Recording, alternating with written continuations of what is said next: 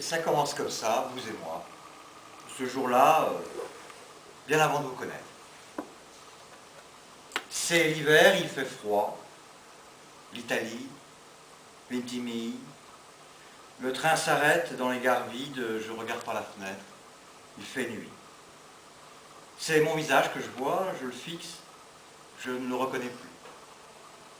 Le temps passe. Dans la nuit, je rêve qu'on me vole mes chaussures. Le bruit des rails, sans doute. C'est le contrôleur qui me réveille. J'ai dû parler, crier peut-être. Venezia. Je ne vois rien. Des parkings, des ronds-points, quelques piquets dans la brume, et puis des gouttes d'eau sur les vitres. Soudain, c'est là, brusquement, de part et d'autre du wagon, partout, à perte de vue. Une eau brune, maussade. Je baisse la vitre, je passe la tête. La lagune. Sur la gauche, une île se détache. Quelques arbres avec du gravier autour. Une île fantôme. Une île comme une tombe. Au loin, derrière la brume, un pan de mur, quelques pierres roses, le campanile dressé d'une église, des façades perdues, noyées, comme absorbées. Venise, l'opaque. C'est ainsi qu'elle m'apparaît la première fois. Après, le train entre en gare, je ne vois plus rien. Des rails, d'autres trains, ça pourrait être Paris, Londres, Lisbonne. Sur le quai, personne n'attend personne. On est une dizaine comme ça, à traverser le hall en tirant nos valises. Des pas traînants, des allures de zombies. Quelqu'un près de moi. Et Venezia! Un autre. Et l'inverno! À cause du froid, du vent glacial qui souffle en rafale. Je sors de la gare, le parvis tout en hauteur avec des marches qui tombent directement sur le grand canal. Celui qui a dit « Et Venezia » m'aide à descendre ma valise. Il me montre le palais de l'autre côté du canal. Les façades. Vous verrez, quand le brouillard se lève, c'est très beau. Vous restez longtemps? Je ne sais pas. Venise, je n'ai pas choisi. Ça s'est présenté comme ça, à cause d'un poster sur un bus de ville. J'ai pensé que Venise...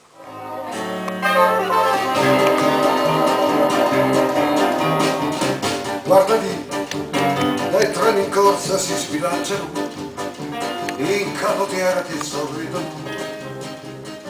come lì, come lì, come lì, come lì, come lì orchestre. Bianca m'a attendu pour dîner. Sans le dire, bien sûr. Penne all'arrabbiata? Oui, les penne sont des macaronis courts et taillés en biseau, avec une sauce à l'enragé, All'arrabbiata! parce qu'exécutée à toute vitesse et relevée au piment. Quand ma mère fait une sauce, ça prend bien 3 heures. Oh, normal. La vraie sauce, c'est moins de 10 minutes. Ou alors, plus de 2 heures, parce que entre les deux, on a toute l'acidité de la tomate qui apparaît. Demain, je ferai des cannelloni. Antonio.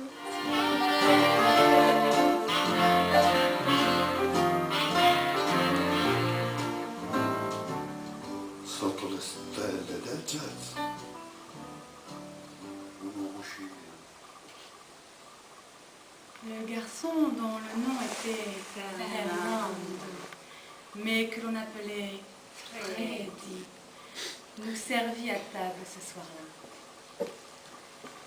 Il était costaud, il avait la voix grave et dominait parfaitement sa portion de sel.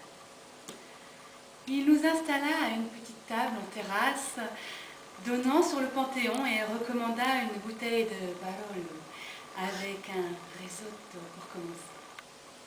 Lorsqu'il apporta le risotto, il sortit un très bel instrument, affûté comme un rasoir, avec lequel il éminça de fines lamelles de truffes blanches sur le riz fumé. Le mariage du riz et de la truffe explosa en un concordat silencieux. Et je me reverrai toujours levant l'assiette creuse jusque sous mes narines en remerciant Dieu d'avoir introduit Freddy et les truffes dans notre vie le même soir. Combien vaut un homme? Quel est le prix d'une vie humaine? Savoir ce qu'on vaut, c'est comme connaître le jour de sa mort. Je vaux 20 millions de dollars, c'est énorme et bien moins que ce que je croyais. Je suis peut-être un des hommes les plus chers du monde.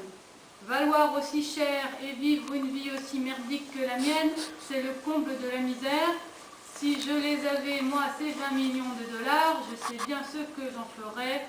Je les donnerais en totalité en échange de ma vie d'avant que je coûte ce prix-là. Maggie, fais-moi du thé.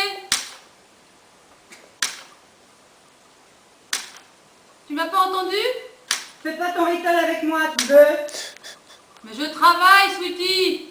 On peut savoir ce que tu fabriques avec cette machine à écrire? J'écris. Te fous pas de moi, Giovanni. Elle ne l'appelait par son vrai prénom que dans des situations extrêmes. Très tendre ou très tendue. Prends les voisins pour des cons, si le cœur t'en dit. Mais parle-nous, tes gosses et moi. Est-ce que je te dis que j'écris, nom de Dieu? Mais tu sais à peine lire. Tu seras incapable d'écrire la moindre phrase que tu prononces. C'est le voisin du 5 qui m'a appris que tu nous pondais un truc sur le débarquement. J'ai dû acquiescer, là, comme une idiote, le débarquement. Tu ne sais même pas qui était Eisenhower. Je me fous de cette connerie de débarquement, Maggie. C'est un prétexte. J'écris autre chose. On peut savoir quoi? Mes mémoires. Au début de l'après-midi, Maggie trouva le courage de s'atteler aux préparatifs du barbecue auquel Fred avait invité tout le quartier. Quel meilleur moyen de faire connaissance, Maggie, de s'intégrer, de se faire accepter. Elle dut le reconnaître, aller au-devant du voisinage, c'était s'épargner beaucoup de méfiance et créer un climat bienveillant. Malgré tout, elle soupçonnait son mari de vouloir vivre en public son nouveau fantasme, faire l'écrivain. Sur le coup de 17h, Maggie pointait sa liste de salades et accompagnements prévus pour le barbecue. Ne manquait que le coleslaw et la soupière de Ziti, sans lequel, du côté de Newark, on ne concevait pas une barbecue party. digne de ce nom. Elle s'arrêta un moment, visitée par la mauvaise conscience. Regarda l'heure à sa montre, puis jeta un œil vers le pavillon 9, exactement en vis-à-vis du leur. Derrière la fenêtre du premier étage, une silhouette immobile ressemblait à un trompe-l'œil en carton-pâte. Elle saisit une barquette en aluminium pour la remplir de poivrons marinés, fit tenir 2 boules de mozzarella dans rangea le tout dans un panier, sans oublier une bouteille de vin rouge et une miche de pain de campagne, des serviettes en papier et des couverts. Elle sortit de la maison. Vous devez avoir faim, les garçons.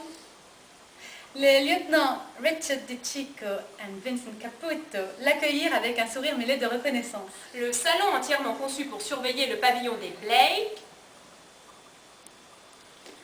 était équipé d'une table d'écoute, De 2 paires de jumelles 80-20 montées sur trépied, un standard téléphonique indépendant pour communiquer avec les États-Unis. de plusieurs micros paraboliques de différentes portées, On trouvait aussi 2 fauteuils, un lit de camp une caisse toujours fermée au cadenas, qui contenait un fusil mitrailleur un fusil à huile. et 2 armes au poing. La chaleur du soleil semblait fendre la terre. Pas un souffle de vent ne faisait frémir les oliviers. Tout était immobile. Le parfum des collines s'était évanoui. La pierre gémissait de chaleur. Le mois d'août pesait sur le massif de Gargano. Gargano. Avec l'assurance d'un seigneur. Il était impossible de croire qu'en ces terres un jour il ait pu pleuvoir. De l'eau ait irrigué les champs et abreuvé les oliviers. Impossible de croire qu'une vie animale ou végétale ait pu trouver sous ce ciel sec de quoi se nourrir. Il était 2 heures de l'après-midi et la terre était condamnée à brûler.